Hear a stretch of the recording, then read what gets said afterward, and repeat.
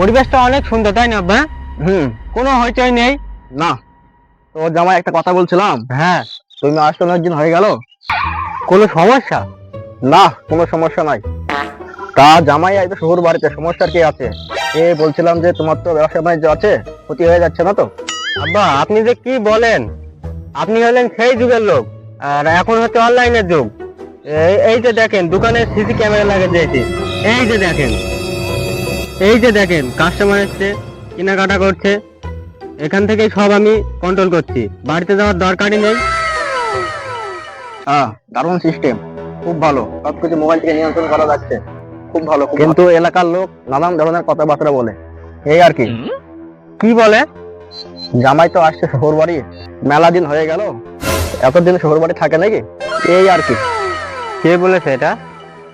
ওনাকে আমার সাথে কথা বলতে বলেন, আমি এই বিষয়ে ওনার সাথে কথা বলবো। তোমাকে আর কথা বলতে হবে না।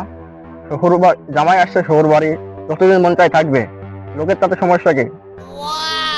সেটাই তো। আমার কোনো সমস্যা নাই, তুমি থাকো, তুমি থাকো। प्यारी समझ गई। বলছিলাম যে তোমার বাবা আমাকে অনেকদিন তো দেখো নাই। আমার ওই বেআইনের কথা বলছিলাম আর কি, তাদের তো খারাপ লাগছে পরে, তাই না? সত্যি অনেকদিন আব্বা আমাকে দেখিনি। আব্বা প্রথমে একটা ভালো কথা বলেছেন, আসলে খুব খারাপ লাগছে। এবার মনে হয় কাজ হয়েছে।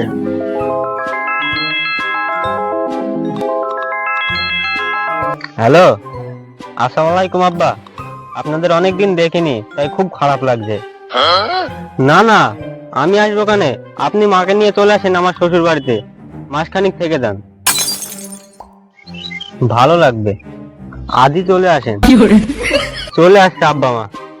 আর কেউ নাই বাড়িতে? ভুলেই গিয়েছিলাম। আব্বা দুলো কাকার সাথে নিয়ে এসো। আরে 1 মাস স্কুল না করলে কি হবে? আজকাল স্কুলে পড়াশোনা হয়। হ্যাঁ আসুক, ঘুরে গেলে ভালো লাগবে। ছোট বোনও আসছে। আসুক, আজকে স্বজন যা আছে সবাইকে নিয়ে আসতে বলো, একসাথে থাকবো, আরো ভালো লাগবে।